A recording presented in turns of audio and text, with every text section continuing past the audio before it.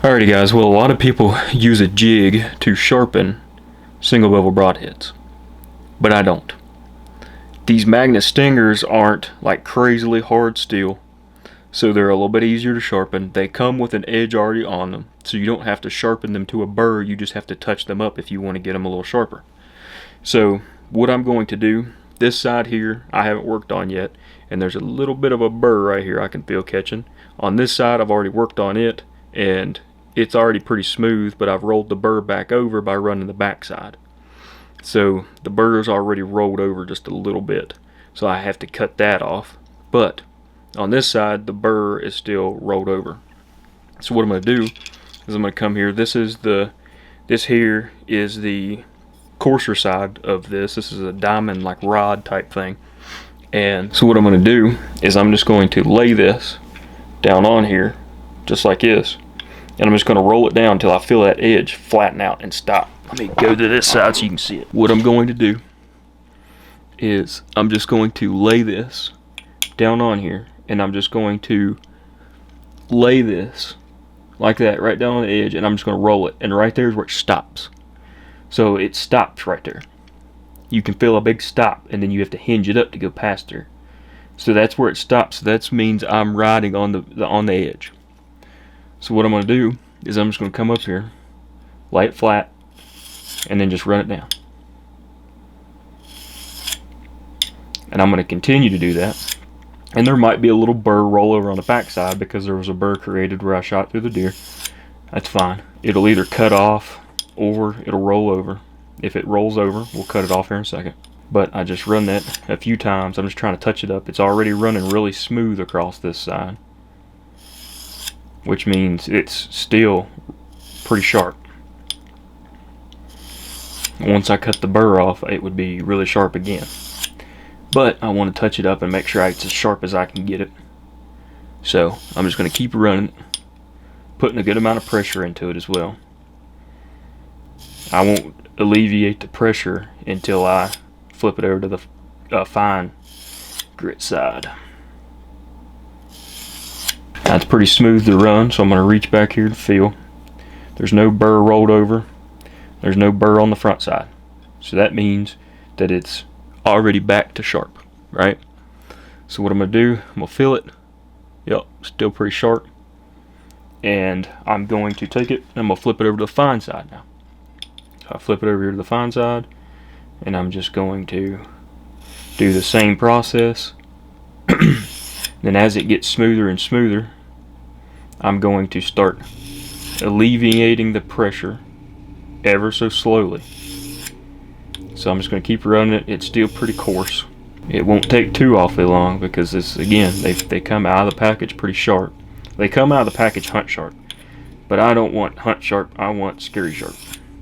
So I'm going to take the time and make sure that these things are going to kill. The last deer I shot, she ran 60 yards and fell over dead.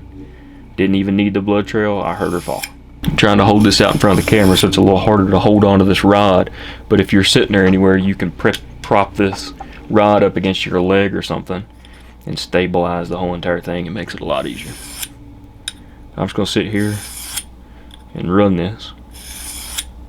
If it creates a burr, that's fine, we can always just cut it off. But it's already sharpened, so again, you're just touching it up. That's all you're doing. That's all you're trying to accomplish out of this, is touching it back up. But before you sharpen it, these things come sharp.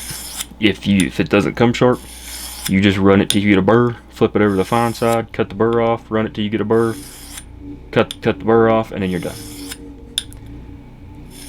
And it's this simple. You just have to learn how to hold this edge. But these single bevels will just stick once they hit the bottom. And I just screw it into the end of an arrow that I've cut just for sharpening. Well, now it's starting to get a little better, so I'm gonna start alleviating some pressure and just using the weight of the broadhead to cut into the middle. because the less pressure you put on it, the finer the grit you're basically running across. So right there, I'm already pretty daggone sharp. I feel no burr. I feel no burr. So now we'll go ahead and see what it'll do to a piece of paper. Alright, so I have a piece of paper here. This is the side I just touched up. This is just, I literally haven't ran this more than what I just did on camera.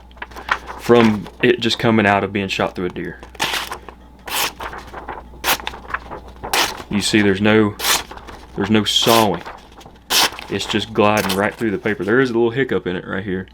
A little dent where it's either hit a rock. See, I've shot this broadhead right here through 2 deer and shot at a coyote. So it's been in the ground once and then through 2 deer. So there's a little dent in it, but that doesn't bother me none. But you can see, there is, see right there's where that little dent is, and it's not wanting to cut, but you come right past it and it just glides right through it. And then as you can see, there are no, it's not sawing the edge. It's slicing it clean. That is a very clean cut. There's no sawing in it. And that's how you know this thing is scary sharp. And if you really wanted to see if it's scary sharp, let me see if I can do this. You can tear off a small piece of paper. I don't even know if this is the right side or not. But you can just take this piece of paper, and this is a cut on contact head, and it cuts instantly. As soon as that piece of paper touches that edge, it starts to cut. And that's how you know it's sharp. So again, I'm just going to take it, I'm just going to lay this piece of paper down on it, and it starts to cut instantly. There is no, I don't have to push. I don't have to push it and it start folding and then cutting. It starts to cut as soon as it starts touching that paper. And realistically, I guess you could probably do it like this. No, probably not. I can't hold it taut enough. But, I mean, like it just, nah, it's that side I didn't sharpen yet. Yeah, and it just cuts right through it. And it's super, it's a super straight, fine cut, and it's not jagged at all. It's not sawing through it. So that is how you sharpen the single bevel broadheads without having to use a jig. It's pretty simple. You just got to be able to feel when you set that edge down on there.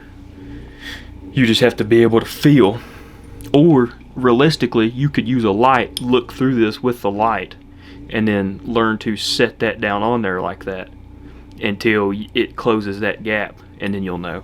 But realistically, the easiest way to do this is to literally lay it down on there until you feel that edge stop, and then you run it across. So anyways, that's how you sharpen a single bevel broadhead without needing a jig or anything. So go kill a deer or a bear, whatever you want to shoot it through. Get them scary sharp. Helps out a lot.